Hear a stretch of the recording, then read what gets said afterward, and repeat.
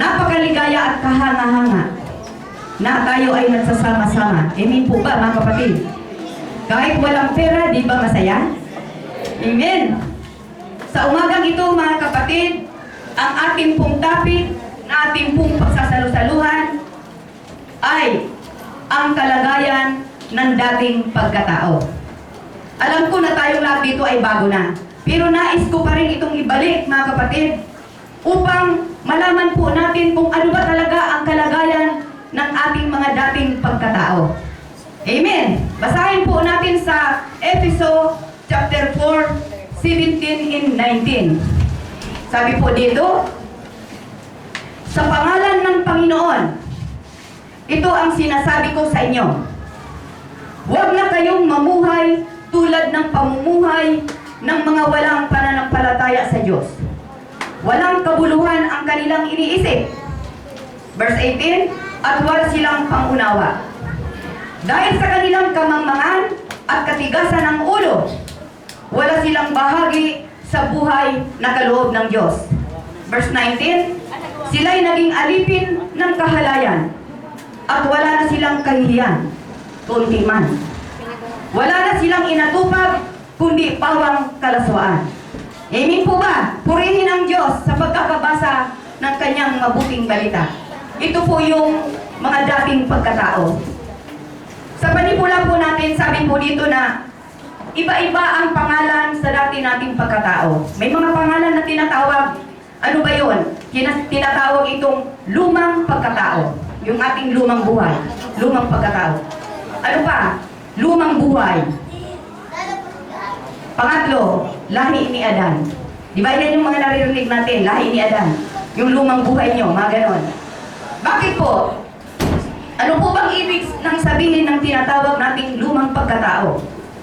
Ang lumang pagkatao po ay walang iba, kundi ang ating sarili nang tayo'y nasa ilalim pa ng ating masamang kalikasan.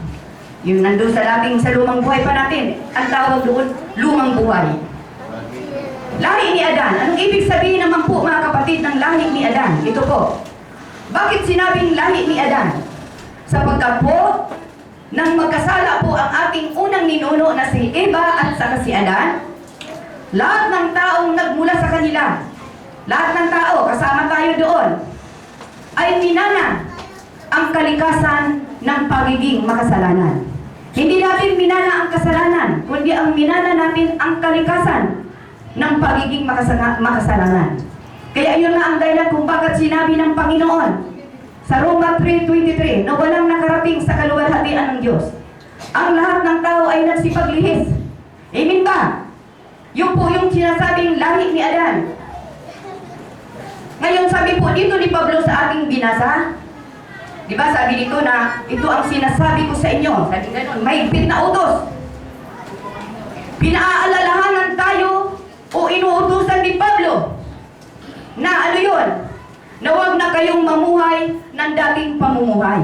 Yan, yung binasa natin. Bakit? Bakit po ba sinasabing ganito? Ano-ano ba yung dating pamumuhay natin?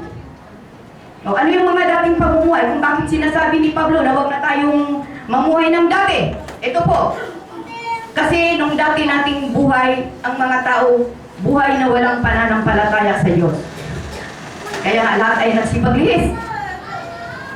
Buhay na hindi nagpapailalim sa kapangyarihan ng Diyos. Diba? Masusunod ang aking sarili. Ako ang tama. Sa akin yan, akin yan. Hindi tayo nagpapailalim sa kapangyarihan ng Diyos. Buhay na ayaw na sumunod sa salita ng Diyos. Yan, ayaw. Hindi maniwala. Halimbawa, may mga taong hindi naniniwalang may Diyos. Diba? Nasaan ba ang Diyos? O, tinan nyo hindi ko naman nakikita. O, wala. Sa akin may namit ako niya sa amin Nasaan ang Diyos nyo? Sige, wala. O, wala. Sabi ganon. Yun ang sinasabi. Kaya nga sinasabi ng Panginoon na ang ating kaligtasan ay patungkol sa pananampalataya kay Jesus. Sapagkat kung walang pananampalataya ay hindi nga natin malulugod ang Diyos. Ano ba ang ibig sabihin ng salitang pananampalataya? Ang sabi po sa pananampalataya, kaya nga sinatawag natin na pananampalataya,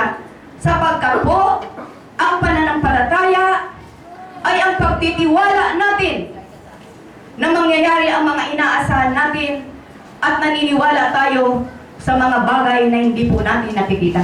Kaya nga, pananampalataya. Ngayon kung sasabihin mo, nasaan ang Diyos ko? O wala. Ay di wala kang pananampalataya, di ba? Kaya nga pananampalataya.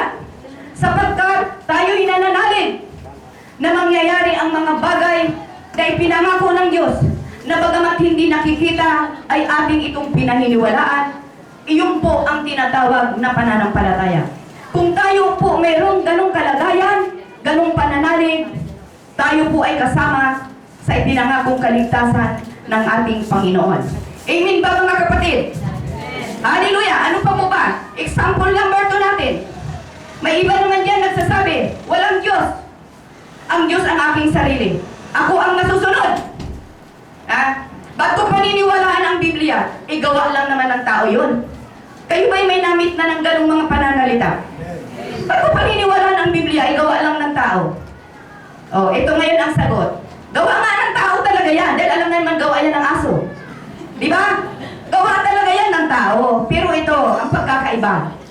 Gawa yan ng tao na kinasihan ng banal na Espiritu ng Diyos. Kinasihan. Lahat ng isinusulat ng mga apostol, propeta, ay may kasi ng banal na Espiritu ng Diyos. Sabi nga, hiningahan ng Diyos. Kaya ito'y tunay na mapagkakatiwalaan. Amen ba mga kapatid? Ngayon, pag tayo may na-encounter na ganun ang pananalita, tanungin naman natin, ikaw ba'y nag-aral? Sasagot sa atin, opo. Ikaw ba'y naniniwala sa itinuturo sa'yo ng teacher mo? Opo. O, saan ka kumukuha ng idea mo na itinuturo? Sa libro. O, sa libro. Sinong gumawa ng libro? O, tao. O, kaya nga. O, ba't ka naniniwala sa turo ng teacher mo? Gawa lang naman pala ng tao. Di ba? Kaya yun po mga kapatid. Ang Biblia po ay gawa ng tao yan, pero ito'y po'y kinasihan ng banal na Espiritu. Kung kaya ang lahat ng nasasabi sa Biblia ay kailangan po natin itong paniwalaan sapagkat ito po yung mapa natin para sa ikaliligtas po ng ating mga kaluluwa. Amen ba mga kapatid? Amen. Hallelujah! Sabi po dito, ano-ano po ba ang kalagayan ng ating dating pagkatao? Alam ko tayo, bago na, pero nais ko pa rin talakayin para malaman natin. Dahil sa panahon ngayon, may nakikita pa talaga tayo na ito talaga mga katangian. Ano ba yun? Episode 4:17. Di ba sinabi doon na walang kabuluhan ang iniisip? Di ba? Nung sa lumang buhay natin, walang kabuluhan ang ating iniisip. Bakit? Ano ang kaisipan ng dating pagkatao? Sabi dito, siya'y laging nag-iisip ng mga bagay na material. Totoo naman po yun mga kapatid eh. Sa lumang buhay natin talagang puro trabaho. Ako nga nun, ganun din eh. Namin ko. Ganun din ako. Ginawa kong araw-gabi, ganyan. Yun ang ating mga kaisipan. Nag-iisip tayo ng mga bagay na material. Salapi na gagastusin. Damit na susuotin. Di ba? Puro lang talagang pareha tayo may maisuot na maganda. Kaya sinasabi na walang kabuluhan ang kanilang iniisip. Sapagat ang mga bagay na yan ay puro dito lang sa mundo yan. Siya'y laging nag-iisip ng mga bagay na pansamantala. Pansamantala. Ano yun? Bahay na matitirhan. Kutsi na masasakyan. Yan. Puro lang makamundong bagay ang iniisip ng mga tao sa dati nating pagkatao. Paano bibili ng magandang damit? May damit na, gusto pa yung pang mas maganda pa. Yan ang mga luma. Samantalang ngayon nakakilala na tayo, simple na lang. Simple na lang. Ako nga, paulit-ulit lang to, nakita nyo siguro. Okay lang, para hindi ka magastos. Amen ba mga kapatid? Yun ang iniisip ng mga luma nating pagkatao. Madalas na iniisip ng dating pagkatao at kung paano kikita ng malaking halaga. Di ba ganun ang isip natin noon? Kaya ginagawa nating maghanap buhay. Gawin natin ang araw-gabi, ang gabi-araw. Amen ba mga kapatid? Amen. Sabi dito, at pag kumita naman ng pera, kumita naman tayo, ay gagastusin lang sa pagsusugal at pag-iinom ng alak. Amen ba? Hindi naman. Gagastusin sa mga bagay na hindi naman mahalaga. Pinabayad lang. Oo, di ba ganun, ano, ganun? O, magtatrabaho. Hindi ko naman nilalahat, magtatrabaho. Pare, sumahod naman ako ngayon. Kaya mamaya, inom tayo. Yan yung ano, yung mga lumang buhay. Tinatalakay natin mga kapatid ang dating pagkatao, ang mga ugali. Ito pa. Bibili ng mga damit at sasakyan na mamahalin. Sa madaling salita, ang iniisip lang ng dating pagkatao ay mga bagay lang sa pamundo. Hindi alam ng dating pagkatao ang mga bagay na panlangit. Yan. Noong mga araw na yun, wala pa tayo na sa mga bagay na panlangit sapagkat hindi pa po natin nakikita ang katotohanan. Di ba mga kapatid? Tandaan po natin mga kapatid na sinabi po sa Matthew chapter 4 verse 4, sabi po, "Men shall not live on bread alone, but on every word that proceeds from the mouth of God." Hindi lamang daw nabubuhay ang tao sa tinapay, kundi sa mga salitang namumutawi sa bibig ng Diyos. Amen ba? Hindi lamang ang paghahari ng Diyos na tayo'y kumain, matulog, kundi kailangan po natin ang salita ng Diyos sa ating mga buhay. Sabi ng Panginoon, huwag tayong mag-alala o mabalisa sa mga bagay na ito. Sapagkat ang mga bagay na ito ay ang pinagkakaabalahan ng mga taong walang pananalig sa Diyos. Ganun pala mga kapatid. Pag tayo pala nag-abala sa mga bagay na ito, ipinapakita lang natin na tayo ay walang pananalig sa Diyos. Dapat pa hindi tayo nag-aalala, hindi tayo mababalisa. Mahal tayo ng Diyos. Alam niya ang ating mga pangangailangan. Sabi nga niya sa Matthew chapter 6 verse 26, ang sabi niya po, kung ang mga ibon nga sa parang ay hindi sila naghahasik ni nag-aaniman o kaya'y nagtitipon sa bangan, ay pinakakain sila ng ating Ama sa langit. Kung ang mga ibon nga hindi sila umaani ni humahatiman, ay pinakakain sila ng Amang nasa langit. Hindi ba mas mahalaga tayo sa ating Ama? Mahalaga tayo sa ating Ama. Hallelujah! Hindi ba higit tayong mahalaga kaysa mga ibon na ito? Mahal tayo ng Diyos. Matthew chapter 6 verse 28. Kung ang mga bulaklak nga sa parang, ang mga bulaklak sa parang, hindi sila nagpapagal ni humahabiman. Kung ang mga damo nga sa kabukiran, na buhay ngayon at kinaumagahan ay iginagatong sa kalan, ay dinaramta ng Diyos. Kayo pa kaya? Tayo pa kaya na mas mahalaga tayo sa Diyos? Amen ba mga kapatid? Amen. Mahalaga tayo sa Diyos. Kaya sinasabi ng Diyos na huwag tayong mag-alala tungkol sa mga bagay na ito. Ano yon? Kakainin, iinumin, o daramtin. Alam ng Diyos ang ating mga pangangailangan. Sabi nga niya na kahit hindi ibuka ng ating mga bibig, alam niya. Basta mayroon siyang kondisyon. Seek ye first the kingdom of God in His righteousness, and all these things shall be added unto us. Unahin natin ang kaharian ng Diyos. Unahin natin na tayo ay pagharian ng Diyos. Upang sa ganon, ang mga bagay na ito ay pawang idaragdag ng Diyos sa ating mga buhay. Amen ba mga kapatid? Hallelujah! Ano pa? Ano pa ang dapat isipin? Ano-ano ang dapat isipin ng mga Kristiyano? Tayong mga nakakilala na, tayong Kristiyano na. Ang dapat isipin ng mga Kristiyano ang mga bagay na panlangit. Na makikita po natin sa Colossus chapter 3 verse 1 and 4. Ano-ano yun? Ano-ano ang mga bagay na makalangit? Ang ating kaugnayan sa Diyos. Yung ating relasyon. Yun yung mga bagay na makalangit. Ano pa? Ang ating kasiyahan sa Diyos. Amen ba mga kapatid? Ano pa? Ang ating pagsamba sa Diyos. Yan ang mga bagay na makalangit na dapat isipin ng mga Kristiyano.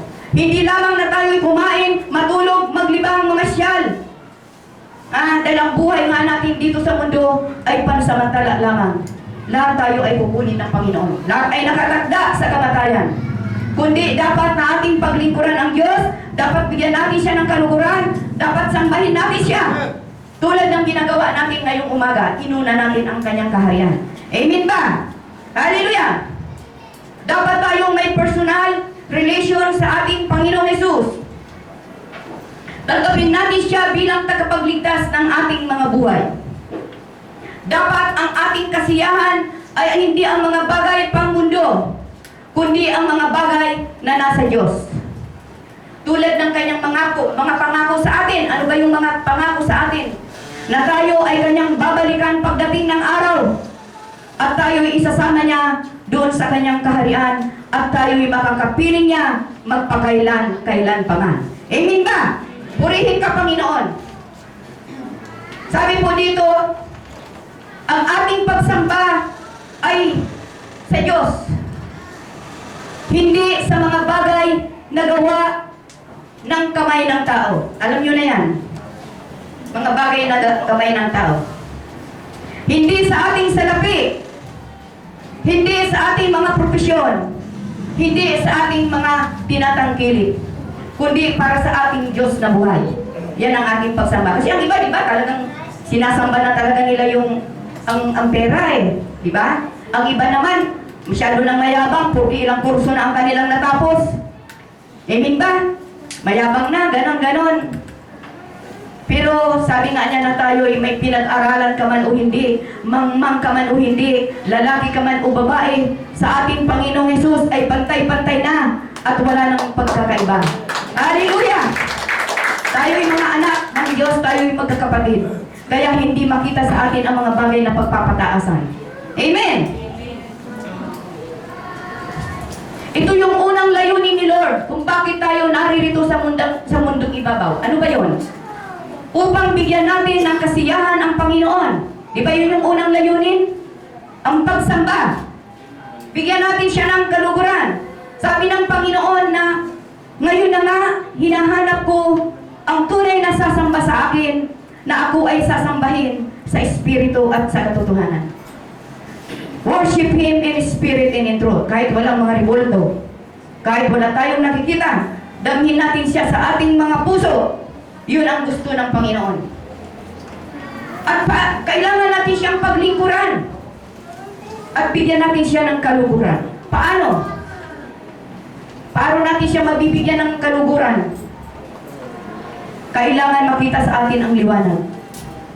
Kailangan tayo ay lumakad sa liwanag. Kailangan ang ating katauhan ay banal. Yan ang gusto ng Panginoon. Ano pa? Ano ang kalagayan ng dating pagkatao? Yun yung number 1. Pangalawa, wala silang tamang pangunawa. Yan. Ganito tayo noon, di ba? Wala tayong tamang pangunawa. Sa Efeso chapter 4 verse 18, walang pangunawa patungkol sa kaugnayan sa Diyos. Ano yun? Walang pagkaalam sa salita ng Diyos. Blanco tayo. Ako noon, ganyan ako. Blanco talaga. Basta puro lang hanap buhay talaga. Blanco. Walang alam patungkol sa panalangin. Totoo yun. Basta pag natulog, higa. Pagbangon, walang alam sa panalangin. Hindi kilala si Kristo. Yan, basta lang tayo magsimba, uuwi, simba, uuwi. Hindi natin kilala. Hindi natin gaanong kilala si Kristo. Ano pa? Yun yung kaugnayan sa Diyos, hindi natin kilala. Ano naman yung walang pagkaunawa patungkol sa ugnayan sa kapwa-tao? Hindi marunong magmahal. Hindi marunong umunawa sa kapwa-tao. At hindi marunong tumulong. Amen ba? Sa oras ng pagkain, hindi man lamang mapasalamatan ang Diyos. Diba? Yan sa luma nating buhay. Pagdating, dakmaan ka agad. Ala, sige. Budol fight dyan. Amen! Hindi marunong lumingap sa kapatid o sa kapwa. Kahit naghihingalo na dyan, sige lang. Basta ako mayroon, ganyan. Walang pakialam. Basta ang mahalaga ay kanyang sarili. Puro ako, sa akin to. Puro pakabig. Di ba? Kilatisin natin mga kapatid, ang tinatalakay po natin ang dating pagkatao. Pero hindi ko po sinasabing kayo yun. Tinatalakay lang natin. Pero tandaan natin na ang dalawang utos ng Diyos sa atin, na mahalin natin siya ng buong puso, buong kaluluwa, buong lakas, at buong pag-iisip. At mahalin natin ang ating kapwa ng tulad ng pagmamahal natin sa ating sarili. Yun yung dalawang utos. Sabi dito, hindi man lamang marunong magpasalamat sa lahat-lahat ng biyaya na kanyang tinatanggap. Akala niya ang pag-unlad o pagyaman niya ay dahil sa kanyang lakas. Yan sa lumang buhay natin. Kung hindi ba naman ako nagtrabaho, hindi ako yayaman. Di ba? Kung hindi ba naman ako nagtrabaho, ganyan. Ako nasabi ko yan kay Pastor. Kung hindi ba ako magtinda, kakain ba tayo? Noon yun Pero sabi ng Panginoon, tandaan natin, ang lahat ng bagay ay nagmumula sa Kanya. Kung gusto niya tayong pasaganain, walang makakahadlang. Kung gusto naman niya itong bawiin, wala rin makakahadlang. Amen ba mga kapatid? Tingnan nyo, yung mga mayayaman niya na nasunugan, may magagawa ba? Kukunin ng Panginoon, wala tayong magagawa. Kaya lahat ng bagay ay sa Panginoon natin ipagtiwala. Amen ba?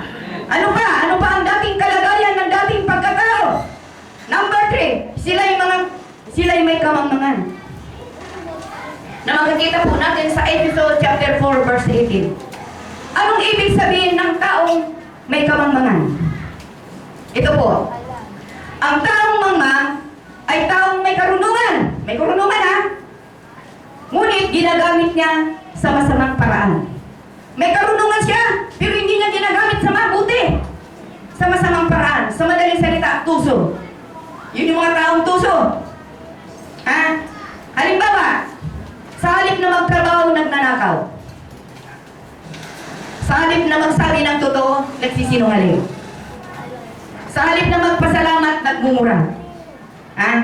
Sa halip na purihin ang kapwa, sinisiraan. Amen ba? Yan yung mamang. Yan yung mamang. Sabi ng Panginoon na huwag tayong magnakaw. Gamitin natin ang ating kamay sa marangal na trabaho. Magpagal tayo para sa ating ikabubuhay. Diba? Sinasabi yan sa Biblia. Huwag natin pakainin ang ating pamilya na galing sa masamang paraan. O, diba ang iba dyan? Sa masamang paraan, pinapakain sa pamilya. Huwag po, hindi po yan gusto ng Panginoon. Tandaan po natin, mga kapatid, ang sabi po ng Biblia, ang kabayaran ng kasalanan ay kamatayan. Kahit kaunting kasalanan lang ito na ginawa natin, maituturing pa rin itong kasalanan sa mata ng Diyos. Huwag tayong maghangad ng limpak-limpak na kayamanan kung ito naman ay nakuha natin sa masamang paraan. Tulad sa ating mga pagkakautang na pera. Kung tayo'y nangutang at hindi natin ito binayaran, ito'y kasalanan din. Nasa Biblia po yan. Kasi kung hindi po natin ibinalik ang ating perang inutang, para na rin po nating ninakawan ang tao yan. Amen ba? Bakit? Kasi nag-angking ka lang hindi sa'yo. Hallelujah! Pag-iimpot. Nag-aangking ka, gusto mong mapasayo ang lahat ng bagay. Nangungutang ka, hindi ka naman marunong magbayad. Masama po yan, mga kapatid. Sabi ng Panginoon, hindi masamang umutang, kundi bayaran niyo ang inyong utang. Amen. Sa Biblia po yan, mga kapatid. Sabi po nga doon sa kanyang salita, ang masama na ng hiram, pero hindi ibinalik. Masama ng hiram, hindi ibinalik.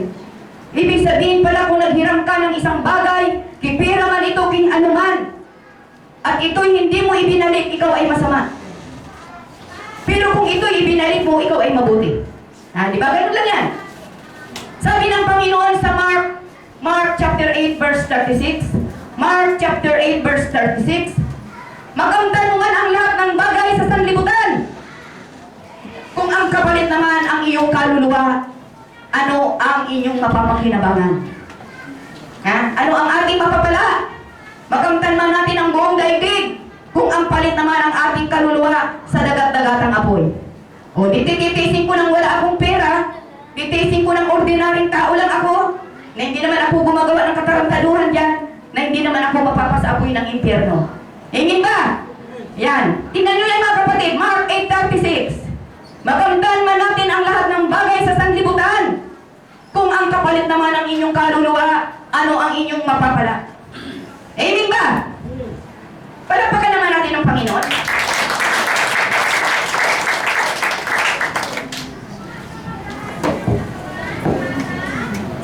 Sabi po dito, may mga tao rin na ubod ng kasinungalingan. Ha? Yung sa binasa natin, nagsisinungaling. Mangangako sa'yo, pero hindi naman tinutupad ang pangako. May usapan kayo na magkikita sa isang lugar pero hindi naman sisipot. Hindi darating sa usapan. Bukas ate magsisimba ako, hindi naman magsisimba. Yan. Tandaan po natin na sa mga Kristiyano, sa mga tao, sa tulad po natin, o sa tao, ay mahalaga ay ang mayroon tayong isang salita. Ha? Yung tinatawag natin na word of honor. Mayroon kang isang salita. Pag sinabi mo, sinabi mo. Pag ipinangako mo. Hindi yung paaasahin mo ang tao. Ha? Kung hindi ka makakarating, sabihin mo hindi ako makakarating. Kung sabihin mo wala akong pambayad, wala akong pambayad. Ganun lang kasimple. Hindi yung panganakuan mo. Lalo na kung mangangako tayong magsisimba at hindi natin tutuparin. Ang dinadaya natin ang Diyos, hindi naman yung namamahala sa church eh. Yung Diyos. Tandaan po natin mga kapatid, na ang ating pangalan ay mahalaga. Kung natatandaan po natin sa ating pong tinalakay ng mga nagdaang araw, isa ito sa tunay na kayamanan, the true riches, ang ating mabuting pangalan. Amen. Huwag po nating hayaan na masira ang ating pangalan. Sapagkat ang ating pangalan ay pwede natin itong magamit bilang garantiya sa ating pangangailangan. Kayo ba'y naniniwala? Ako'y naniniwala eh. Emergency. Punta ka kay ganito. Pag hindi ka sira, madali kang makatakbo. Pero kung sira ka, hindi mo binayaran yung mga utang mo nung dagdaang panahon, tapos ayun ka na naman. Ba, mahiya ka sa sarili mo? Ha? Mahiya ka? Oh, dapat bayaran natin. Di tayo mabibigo. Halimbawa, emergency, mayroon kang kailangan. Pagkakita pa lang sa'yo, hindi ka pa nagsasalita, ayan na ang tulong. Sapagkat hindi ka sira. Yung pang magpipresenta. Yung pang magpipresenta, gusto mo pa utangin kita ng ganito. Dahil hindi ka sira eh. Pero kung ikaw, hindi ka marunong tumanaw sa iyong pinanggalingan, talagang pagkakita pa lang sa'yo ng tao, ito na naman ito. Kakabwisit naman ito. Sa halip na pagpapala, sumpa ang dala. Naranasan nyo na ba yan mga kapatid? Ito na naman, ang bigat at ang dinadala ka ng problema. Darating pa to problema. Ang bigat. Paano? Sa katamaran, ayaw kumilos. Amen. Maganda po ang ating pangalan.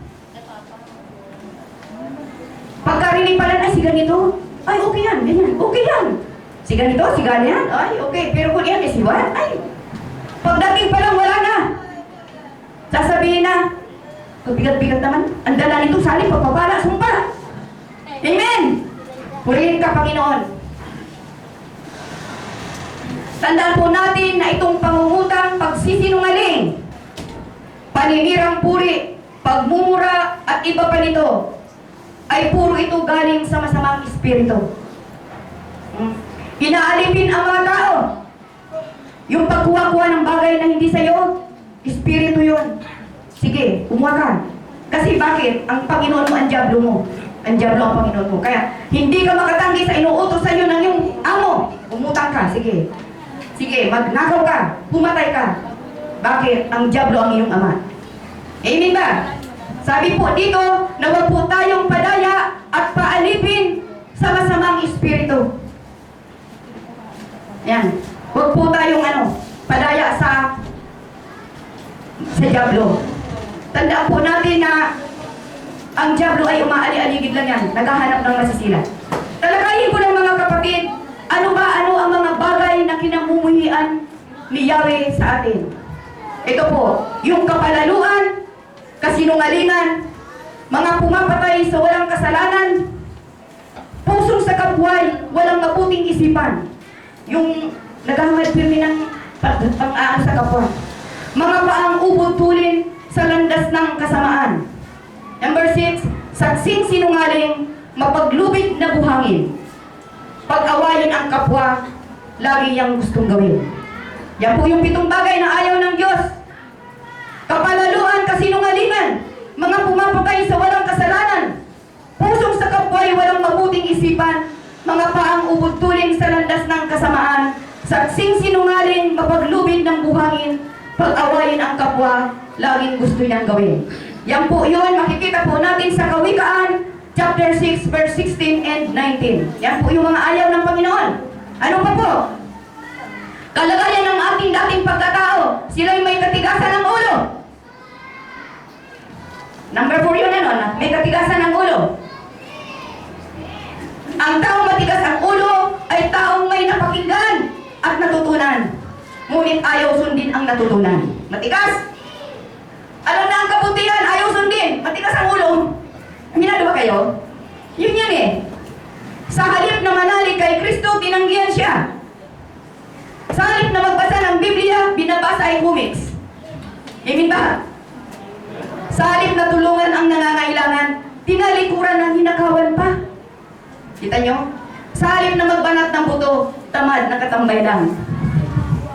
Amen! Matigas ang ulo. Itong mga taong ito na matitigas ang ulo, ayaw paniwalaan si Jesus, ayaw maniwala sa mga naririnig nilang pangangaral ng lingkod ng Diyos, ayaw nang maniwala, nag-uusig pa. Ito yung mga tao na sa muling pagbabalik ng ating Panginoong Jesucristo, ito yung mga taong makakaranas ng puot ng Diyos ng Panginoon. Ito yung mga taong makakaranas ng parusa.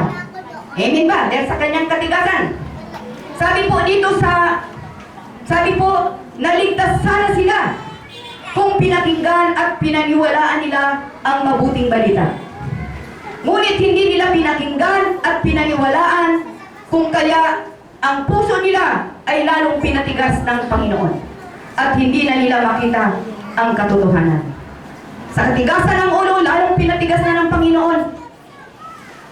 Ingatan po natin mga kapatid na ang ating puso ay patigasin ng ating Panginoon. Sapagkat darating ang panahon na pag pinatigas na ng Panginoon ang ating mga puso, ang sabi ng Panginoon, hahanapin niyo ako, pero hindi niyo ako matatagpuan. Amen. Darating ang panahon na hahanapin na natin ang Panginoon, pero hindi na natin siya matatagpuan. Hahanapin natin ang kanyang salita, pero hindi na natin makukuha, matatagpuan. Pag dumating ang tinatawag na Great Tribulation, may pit na kapighatian, ang mga Biblia niya, susunugin niya ng ating kalaban. Susunugin yan. Hanapin mo man ang salita, hindi mo na matatagpuan. Kaya habang maaga pa, habang open pa ang Biblia, pag-aralan po natin at basahin. Kunin man nila, sunugin man nila, yun ay nasa puso na natin. Amen ba? Palakpakan natin ang Panginoon. Hallelujah! Hanapin niyo ako, pero hindi niyo matatagpuan. Kaya ang sabi sa Hebrew, oras na marinig ninyo ang aking tinig, huwag matigas ang inyong mga ulo. Oras na marinig natin ang tinig ng Diyos, huwag matigas ang ating mga ulo. Sabi po dito, sa huling araw, ang panahon ay magiging mapanganib. Bakbak ng kahirapan. Magiging mapanganib, totoo po to. Ngayon na ay nag-uumpisa na. Dahil sa gusto ng tao na magkamal ng pera, kahit sa masamang paraan ay gagawin. Diba? Hanggat sa pagpatay, gagawin. Makuha niya lang ang salapi. Harap-harapan na ngayon, lalo na kung medyo may dala-dala kang bag. Sa ayaw at sa gusto mo pipilitin kunin yan. Ganun kasama talaga ang tao. Amen. Papatay. Papatahin ka pa. Di po ba nangyayari yan ngayon sa panahon na yun? Easy-easy na lang ang pagkiting ng buhay. Walang pakialam sa kapwa. Magkaman lamang ng pera. Kahit mayroon siyang margabyadong tao, kahit siya mayroong maapagang tao, okay lang. Basta siya may pera. Amen ba? Tandaan po natin mga kapatid, ng mga bagay na ito ay malaking kasalanan sa mata ng Diyos. Bakit pa? Bakit masasabing napakahirap ng panahon ngayon? Ba't ng kahirapan? Tingnan niyo po. Dati ang magnanakaw, nagnanakaw gabi. Ngayon pati araw, nagawang ka na. O, dati ang pagkartak ng sasakyan, tataunin na walang driver para makuha niya. Ngayon may driver na, harap-harapan. Kunin ang susi sa driver, papatayin pa. Ganong kasama ang tao ngayon. Ito yung mga dating ugali. Ito yung mga dating ugali ng mga tao. Sabi po dito sa Awit chapter 15 verse 1 and 5, ito yung mga bagay na hinihiling ng Diyos sa atin. Awit chapter 15 verse 1 and 5, na maging masunurin sa Diyos, gumawa ng matuwid. Kung mangusap ay tapat at totoo. Hindi gumagawa ng mali sa kanyang kaibigan. Hindi nagchichismis. Tapat kung mangako. Salita niya ay tinutupad. Hindi nagpapatubo sa pautang. Hindi nasusuhulan upang ipahamak lamang ang iba. Ang mga taong ito ay magkakamit ng tagumpay. Amen ba? Sana nasa atin ito mga kapatid. Mga bagay na ito. Awit chapter 15 verse 1 and 5. Basahin nyo na lang. Ano pa? Yung sabihin natin na dating pagkatao. Sa halip na magtrabaho, tamad. Parang siwan tamad. Ayun na yung bayabas. Niaantay niya lang na malaglag. Huwag tamad. Amen. Ayaw kumilos, ubod ng tamad. Pero malakas naman. Ayaw lang ibanat ang buto. Ang pagkain ng pamilya sa araw-araw ay iniaasa sa kapitbahay. Sa halip na magbanat ng buto, ay nagtatambay lamang. Tingnan nyo. Pero may sinasabi sa Biblia. Sa 2 Thessalonica chapter 3 verse 10, ang sabi po, huwag niyong pakainin ang tamad. Huwag niyong pakainin ang ayaw maghanap buhay. O, kaya mga youth, kung ayaw niyong, huwag kayong magkakainin. Sabi ng Biblia yan, Biblikal yan, na huwag pakainin ang tamad. Ako po'y mga kapatid naniniwala na walang taong magugutom. Kahit simple lang na hanap buhay, kung tayo po'y masipag, simpleng hanap buhay lang, basta ito't maranal, tayo po ay kalulugdan ng Diyos. Matutuwa po ang Panginoon. Sabi ng Panginoon, Matthew chapter 5 verse 3, mapalad ang mga aba na walang inaasahan kundi ang Diyos, sapagkat makakasama sila sa kanyang kaharian. Mapalad ang mga aba. Kung aba ka man, mahirap ka man, aba ka sa iyong kalagayan, pero ang inaasahan mo ang Diyos, ikaw kapatid ay mapalad. Amen ba? Pero kung aba ka, inaasahan mo ang pangungurakot, inaasahan mo ang pagnanakaw, ba, hindi ka kalulugdan ng Diyos. Amen! Palagpagan natin ng Panginoon. Kalagayan ng dating pagkatao. Roman number 5. Wala silang bahagi sa buhay na kaloob ng Diyos. Walang bahagi. Sila'y patay sa Espiritu. Ayaw nila kay Kristo Jesus. Ayaw nilang tanggapin ang buhay na walang hanggan. Wala silang Espiritu Santo sa kanilang buhay. Sila'y bulag sa katotohanan. Bulag sa katotohanan. Bakit? Hindi nila nakita ang katotohanan sapagkat binulag sila ng espiritu ng dyablo. Binulag sila ng prinsipe ng sanlibutan ito. Sino ba yun na walang iba ang dyablo? Binulag. Hindi makita ang katotohanan. Yan. Bakit? Kasi patay sa espiritu. Ayaw nilang tanggapin ang buhay na salita. Ayaw nilang magbasa ng salita ng katotohanan. Ayaw nilang sundin ang mga turo sa Biblia. Yan, dahil patay sa espiritu. Kailangan mabuhay ang espiritu. Dahil sa kasalanan, nahiwalay ang tao sa Diyos. Diba? Doong magkasala si Adan at saka si Eva, napakaganda ng hardin ng Eden na kanilang tinitirhan. Sabi ng Panginoon, lahat ng bungang kahoy ay inyong makakain. Maliban lamang sa puno na nagbibigay ng kaalaman ng mabuti at masama. Sagana sila, pero hindi nila tinupad ang sinabi ng Diyos kanilang sinuway. Kaya dumating ang kasalanan at sila'y napahiwalay sa Espiritu ng Diyos. Nawalay ang kanilang espiritu to espiritu, pinalaya sila. Ayun, kaya patay sa espiritu. At tulad ng aking sinabi kanina, lahat ng taong nagmula kay Adan at saka kay Eva ay namana natin ang kalikasan ng pagiging makasalanan. Kung kaya, dahil patay ang espiritu ng tao, kailangan itong mabuhay upang sa ganoon ang espiritu ng tao ay mayroong kaugnayan sa espiritu ng Diyos. Sa paanong paraan? Sa pagiging born again. Doon papasok ang ipanganak na muli. Hallelujah! Kailangan may ugnayan ang espiritu natin sa espiritu ng Diyos. Kailangan po tayong ma-born again. Kailangan tayong maipanganak na muli upang ang ating espiritu ay mabuhay. Pag tinanggap natin si Jesus sa ating buhay, saka lang niya ibibigay ang kanyang espiritu sa atin. Pag tinanggap natin si Jesus, ibibigay niya ang espiritu sa atin. At yung espiritong yun ang magiging passport natin pagpunta natin sa langit. Kung wala tayong tatak ng espiritu ng Diyos, hindi po tayo tatanggapin sa langit, mga kapatid.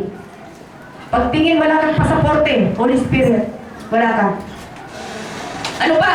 Atong Espiritu Santong ito ng Diyos, ito ang magiging tatak natin na tayo nga ay tunay na anak ng Diyos. Amen ba? John 1:12, ang sino mang nanalig at tumanggap kay Jesus ay pinagkalooban niya ng karapatang maging anak ng Diyos. Lahat ng tao nilalang ng Diyos, pero hindi lahat ng tao anak ng Diyos. Yun lamang tumanggap at nanalig, yun lamang ang pinagkalooban niya na maging ng karapatang tumawag ng Abba Father. Amen! Purihin ka, Panginoon. At kung ikaw ay anak, saka ka pa lamang magkakaroon ng bahagi sa buhay na kaloob ng Diyos. Mayroon kang buhay na walang hanggan. Amen ba? Sa 1 John chapter 5 verse 12, 1 John chapter 5 verse 12, ang pinanahanan ng anak ng Diyos ay may buhay na walang hanggan. Ngunit wala nito ang hindi pinananahanan ng anak ng Diyos. Kung ang anak ng Diyos na si Jesus ay nasa ating puso, nakasisiguro po tayo na tayo po ay may buhay na walang hanggan. Pero kung ang si Jesus po ay wala po sa puso natin na yung nabubuhay tayo sa daigdig na ito, tayo po may buhay din na walang hanggan, pero hiwalay sa Diyos, kundi doon sa dagat-dagatang apoy. Amen ba? Ang sabi pa niya, hinatulan ng parusahan ang mga hindi nanalig kay Jesus, hindi tumanggap kay Jesus. Nahatulan ng parusahan, may hatol na pala. Nakaamba na pala talaga ang hatol sa ayaw pumilala sa ating Panginoon Jesus. Roma number 6, kalagayan ng dating pagkatao. Sila'y alipin ng kahalayan. Sila'y alipin ng kahalayan, immoralidad. Sa panahon ngayon, maraming lumalabas na mga tumboy at bakla. Amen ba? At ngayon, mayroong mga bansa na ipinatutupad na ang babae sa babae, lalaki sa lalaki ay mag-asawa. Pero tandaan natin mga kapatid, na sa umpisa pa hindi na ginusto ng Panginoon ang bagay na yan. Kung natatandaan po natin nang sunugin ng Panginoon ang Sodoma at Gomora, hindi na po nagustuhan ng Panginoon dahil doon laganap ang mga bakla, tumboy. Amen ba? Kaya hindi po yan aprobado. Kung aprobado yan ng batas ng mundo, hindi aprobado sa mata ng Diyos. Wala namang masama kung bakla ka. Di magpakabakla ka. Kung tumboy ka, di magpakatumboy ka. O di wag lang kayong gumawa ng labag sa paningin ng Diyos. Ayun, hindi ka nagkakasala dyan. Amen ba? O ano nga yung kung bakla ako? Ay ano nga yung kung tumboy ako? Wala naman akong masamang ginagawa. Yun ang gusto ng Panginoon. Okay lang, hindi manatili ka sa ganyang kalagayan mo. Sila'y alipin ng kahalayan. Ang kanilang buhay ay mahalay. Makikita po natin yan sa Episode chapter 4 verse 9 and 17. Mahalay na salita, mahalay na gawa, mahalay na paningin. Amen. Ano ba? Anong example natin sa mga mahalay na salita? Ang kanilang mga salita ay magaspang. Magagaspang. Sabi nga na hindi na nga nakakatuwa. Amen. Ang kanilang mga salita ay hindi man lamang kapupulutan ng magandang aral sa buhay. Ang kanilang mga gawa ay hindi matuwid. Puro panlalamang sa kapwa. Hindi man lamang makatulong, puro pakabig ng pakabig. Di ba na, mayroon tayong nakikitang ganyan eh. Hindi man lang makapagbigay na, basta, puro siya, sa kanya, sa kanya. Amen. Mahalay sa gawa, mahalay sa salita. Pero tandaan po, sa mga kalalakihan naman, ang kalalakihan, kung makatingin naman sa babae, ay parang may pagnanasa. Oo, yung ganon. Pero hindi ko nilalahat ha. Hindi ko nilalahat. Tinatalakay lang natin ang mga lumang pagkatao. Ha? Sabi po dito, tandaan natin mga kapatid na sa mga Kristiyano, dapat na ang ating gawa, kilos, pananalita ay dapat matuwid sa harapan ng Diyos. Ha? Ang ating kilos, gawa, pananalita ay maging matuwid sa harapan ng Diyos. Lalo na tayo po ay kumilala na sa Diyos. Lalo na tayo lumalakad sa liwanag. Amen. Sa mga lalaki, kailangan nilang igalang ang mga kababaihan. Amen. Kailangan igalang. Amen.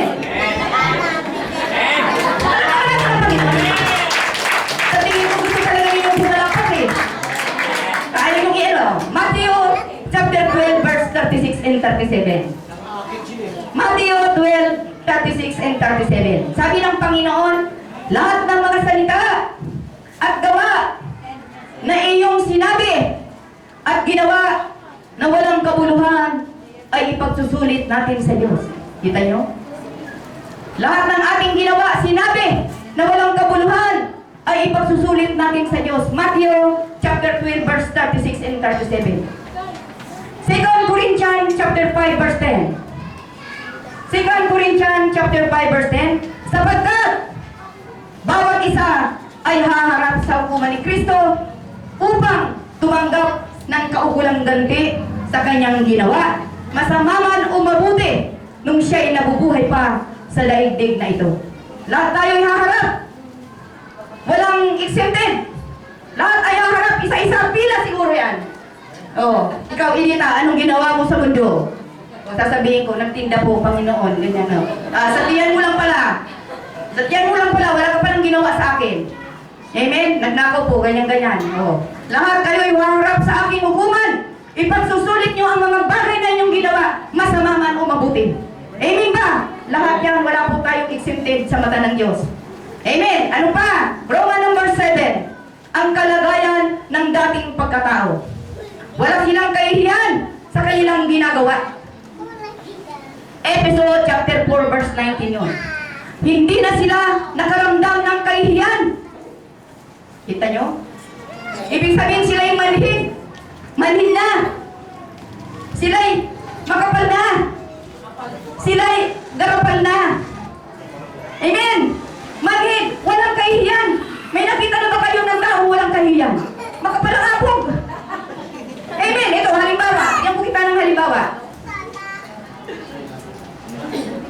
Ito, sa isang okasyon, nangyayari yan sa inyo, sa pamilya nyo. Sa isang okasyon, may pagtitipon. Anya, mag-ambag-ambag, anya tayo? Sa pagkain. Wala nang inambag, pakaluto siya pa yung humahakot. Kita nyo, kung hindi ba naman makapal?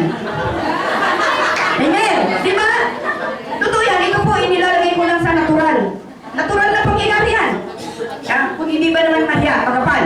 Ito. Wala na siyang ambag, siya pa yung pagkaluto, hakot ka agad. Teo. Ano pa? Meron dyan, pinatulog mo na. Laging bisita mo, pinatulog mo na. Natural, pinagandaan mo yan ng masarap na pagkain, magandang higaan. Ha? Kung pwede pa nga, i-offer mo yung aircon. Kinaubahan pagising mo, wala yung kumot mo. Wala yung mahalagang bagay mo. Totoo po yan nangyayari. Kung hindi ka ba naman makapal. Ha? Kasi ikaw ay nasa lumang pagkatao. Makapal, manhid na, garapal, walang iya. Hallelujah! May makapal na mukha. Ito pa, ano pa ang example? Mayroon dyan na ang tao, sabi nga, masiba sa pagkain. Masakit sabihin masiba, mga kapatid ha? Masiba, pero yan po ay nasa Biblia. Babasahin ko sa inyo yung sa Biblia niya na masiba sa pagkain. Ito po alam niya na ang kakain 10 tao. Kakain 10 tao, naghanda ka. Gusto niya ubusin niya na hindi man lang niya tingnan na may mga kasama pa pala siya. Halos ubusin niya masiba. Ay, ayaw ng Panginoon na tayo'y matakaw. Ang tawag yan, glutami. Ayaw ng Panginoon yan.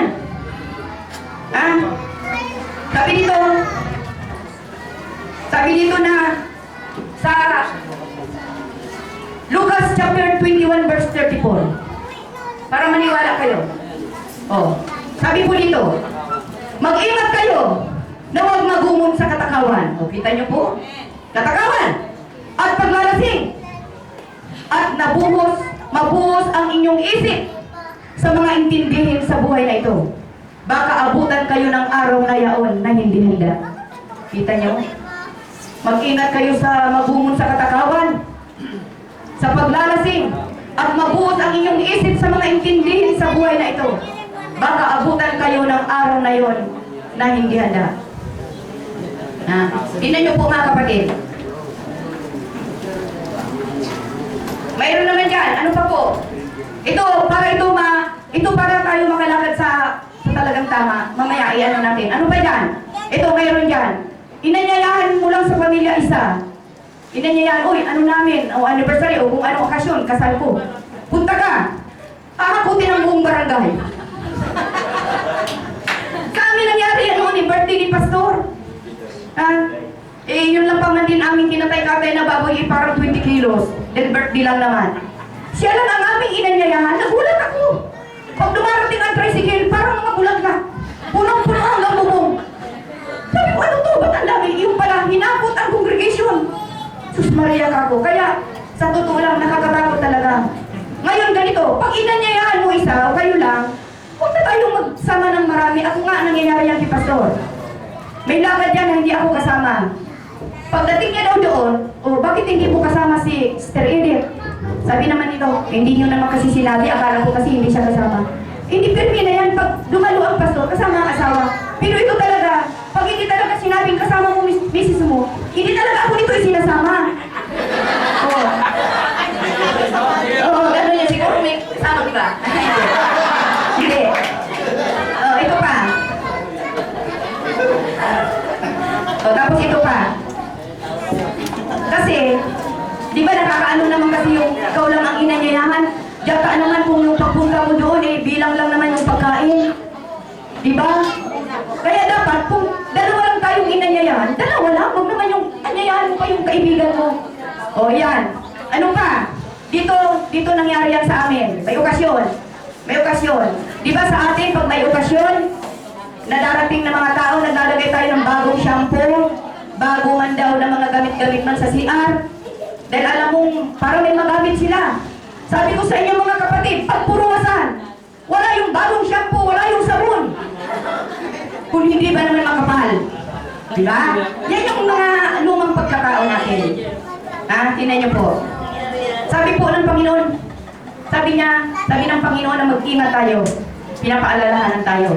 Tandaan po natin mga kapatid na hindi po lahat na nagsisimba ay tunay na born again.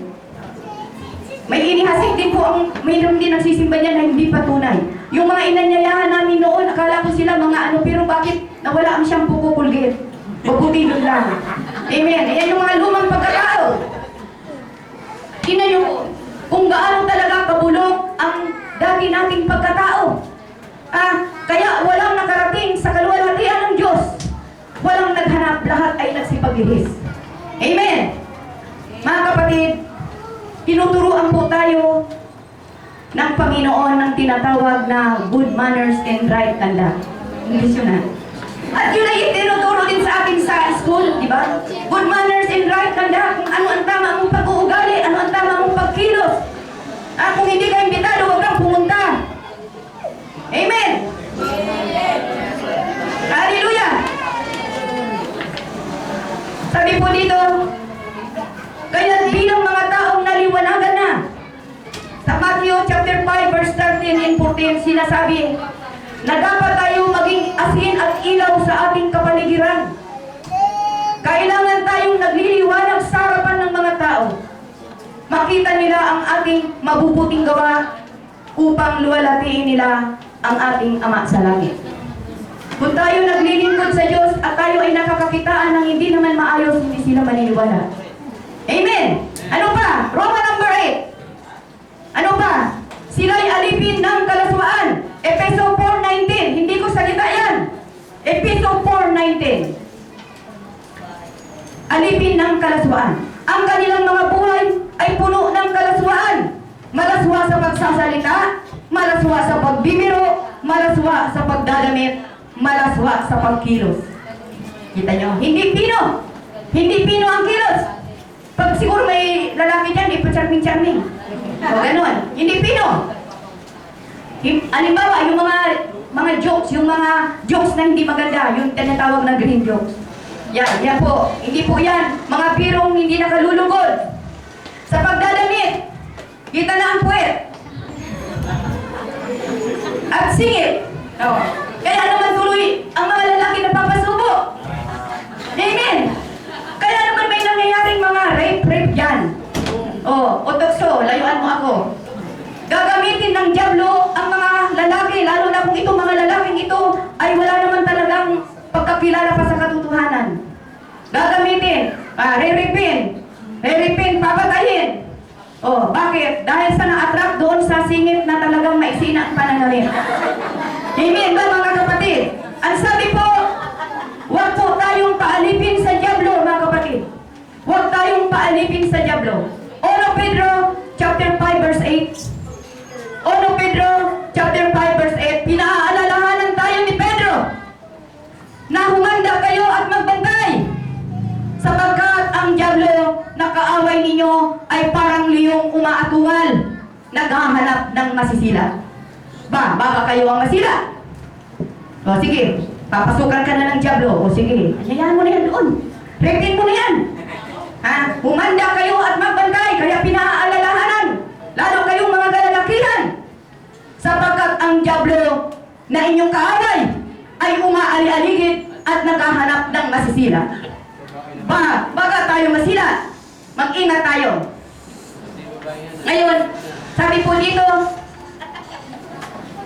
paano ba kumilos ang isang babae at manamit? Paano kumilos ang isang babae at paano manamit? Ang isang babae, sinasabi po sa 1 Timothy chapter 2 verse 9, ang mga babae naman dapat maging mahinhin, maayos at maingat sa pananamit at ayos ng buhok. Ang pinakahiyas nila ay hindi ang mga palamuting ginto, perlas o mamahaling damit, kundi ano po ang dapat na maging suot ng isang babae? Verse 10, kundi ang mga mabubuting gawang nararapat sa mga sumasampalataya sa Diyos. Yung pala ang dapat nating kasuotan. Wala naman masamang mag-aru-alas ka kung mayroon. Pero kumbaga sa mas higit na ang gusto ng Diyos yung mabubuting gawa ng mga babae. Yun ang dapat nating kasuotan. Yan. 1 Timothy 2:10. Sabi po dito, ang mga babae ay magsuot ng kasuotang pambabae. 1 Timothy chapter 2 verse 10, ang pinakamagaling na kasuotan ng isang babae ay ang kanyang mabubuting gawa at ang kanyang mabubuting pag-uugali. Yan pala mga kababaihan. Sa atin yun. Sabi po dito, Episode chapter 5 verse 4. Episode chapter 5 verse 4. Hindi dapat mabanggit man lamang anumang malaswa o walang kabuluhang usapan at pagbibirong di nararapat. Sa halip, ay magpasalamat tayo sa Diyos. Ha? Yung hindi man lang dapat tayo makakitaan ng mga birong hindi malaswang biro. Ano ba yung mga hindi nararapat na biro? Yung mga birong magaspang, yung mga birong nakakasakit ng damdamin, yung mga birong nanlilibak.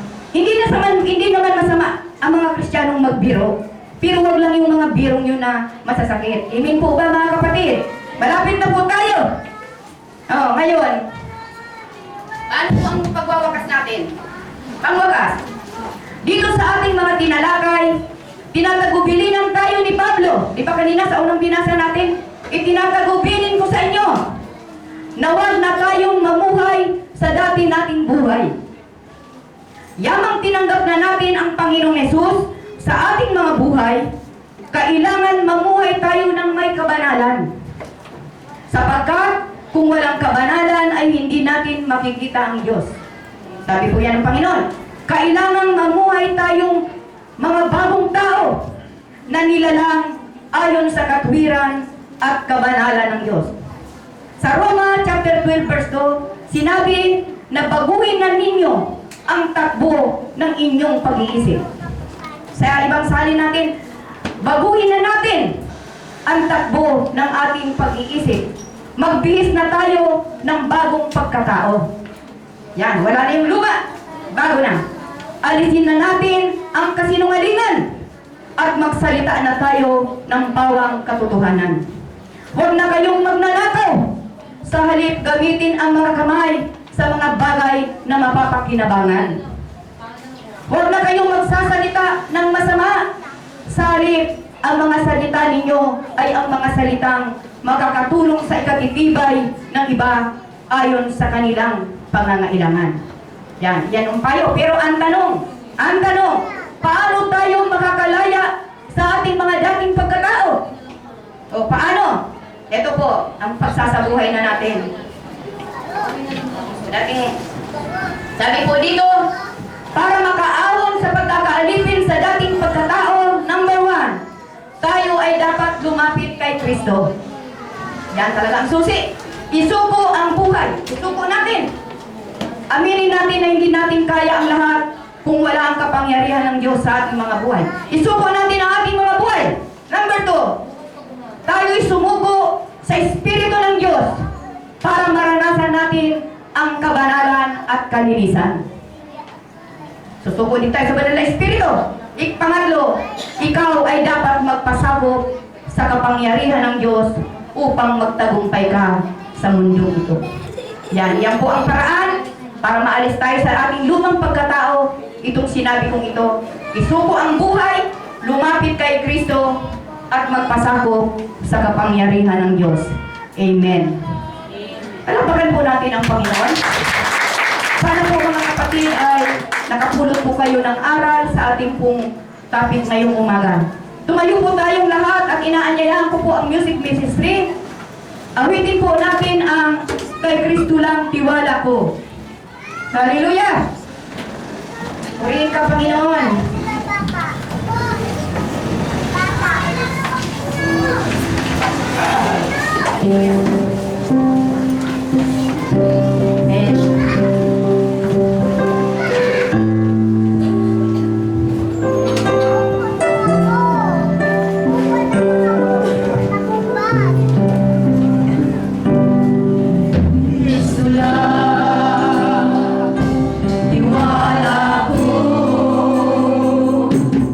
Kamatayan niya'y kalwalhatian po.